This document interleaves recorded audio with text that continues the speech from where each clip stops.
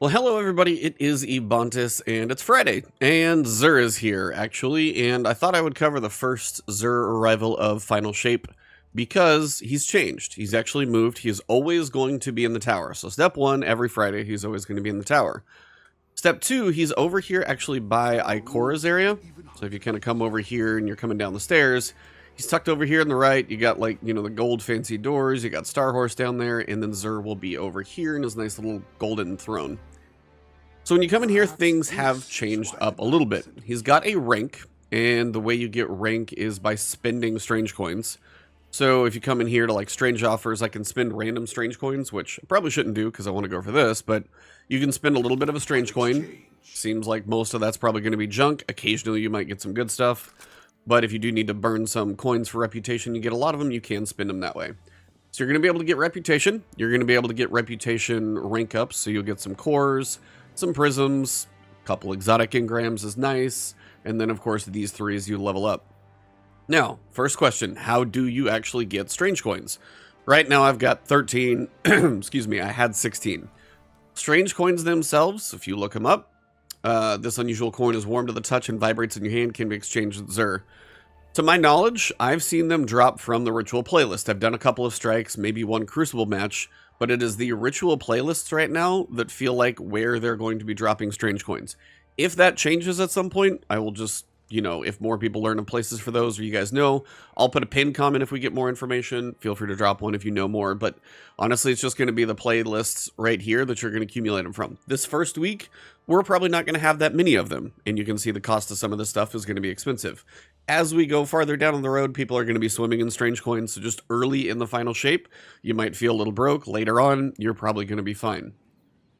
So, exotics, we've got Raiju's Harness, we've got Lion Rampants, and we've also got Verity's Brow. Verity's Brow, you know, weapon final blows boost grenade damage. Not bad, but when you look at the stats, mobility, high intellect, not really what I would look for. A 66 with low resilience, some mobility.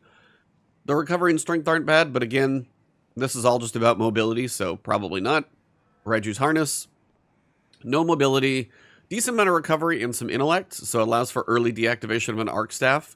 As it is related to a super, it's not a bad thing to have intellect, but honestly anymore, you look at intellect as a stat that you don't need, that's probably the one, because you typically build your super up by doing everything else.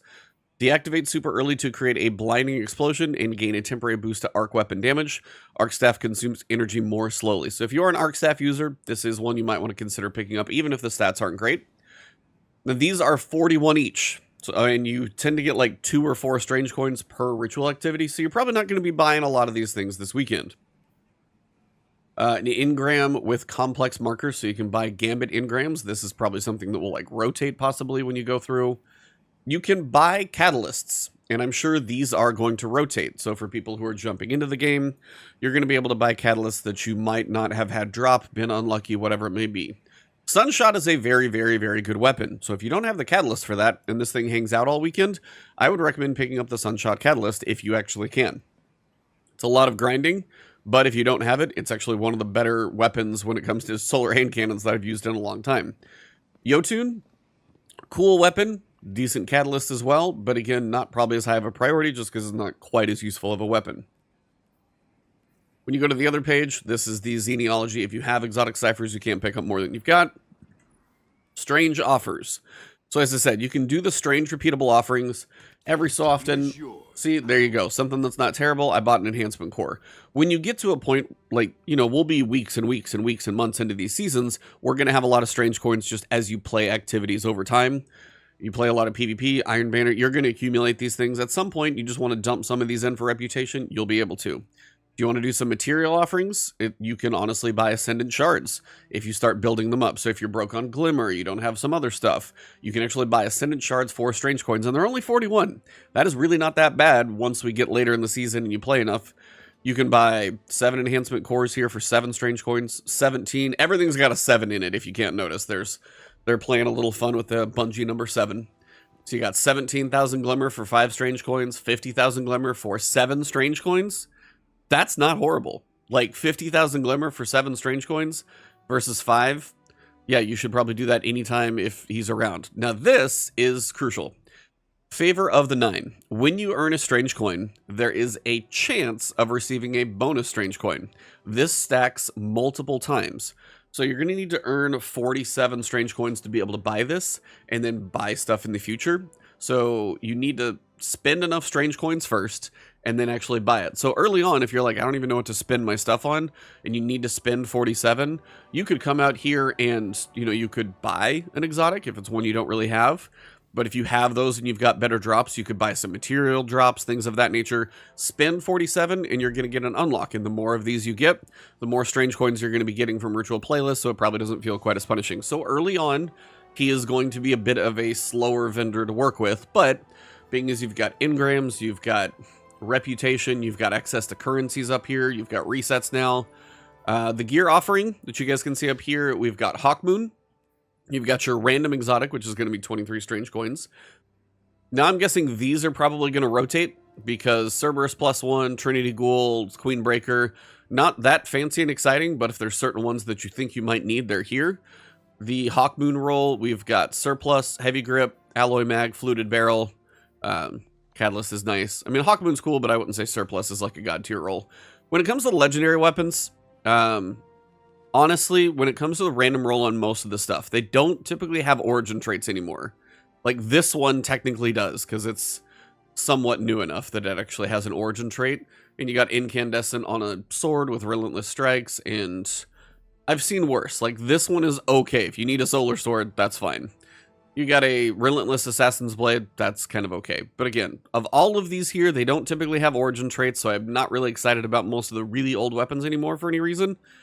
And then just in case, it's actually not a bad solar sword if you're going to kill ads, depending on your build. There are some perks this season in the artifact where if you kill enemies quickly with incandescent, that would actually be interesting to do, and you can get ammo back. So as an ad clear weapon, might be interesting.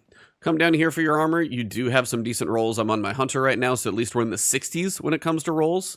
So, I mean, something along the lines of, that's actually not a horrible one, because as a hunter, mobility, resilience, recovery, discipline, and strength, nothing wasted on intellect, that's actually a pretty good helm. Cloak, that's got too much intellect in my opinion. No mobility, no resilience for a hunter, not too great. Let me check over one other place so I can look at the legendary armor for the other classes real fast. Hopefully I can do that if I can find our wonderful friend here. I don't know if I can actually find him there. So, yeah, you might have to check the other classes, but again, when it comes to armor, you can just roll randomly on legendary armor. So if you're looking for infusion, maybe that's a thing that's going to help you out a little bit as well. But for the time being, Xur is not really in dims. That was kind of where I was going to check that. But yeah, that's kind of the update on Xur. So he has got a reputation rank. You're going to probably want to spend some stuff if you can. So it's not a bad thing to earn some and buy one of these. Buy a few of these down here so you can get up to 47, so then you can start earning more, which is going to serve you well. So my advice is probably try and at least spend up to 47 if you can in this first week. That way when you play in future weeks and when Iron Banner gets here, you're earning more as you go. So it may be some grinding. If you're raiding, you're probably not going to do that much. But if you're just playing some strikes, some PvP, spend some time in those playlists and get enough coins to get that first rank up. So then you start getting more and this starts to build a bit faster for you. But that's all I got for Xur today. I am going to work on trying to get all of Prismatic unlocked for me. I know I'm a little slow on that one, but I'm trying to get everything fully recorded and captured to show all of you. So if you don't have Prismatic fully unlocked, there will be a guide coming, whether it's later today or tomorrow morning. I'm trying to do everything I can for that. And then over the weekend, while people are going to be raiding and doing contest mode, I'm stepping back from that one. So I will still be working on quest guides and other things for you. So if you're enjoying my content, hit that subscribe button, hit the alert bell. Otherwise, I will see you soon. Come hang out with me on Twitch and just keep it a little bit more casual, or find me on Twitter. But if you're new, hope to see you back. Have a good one.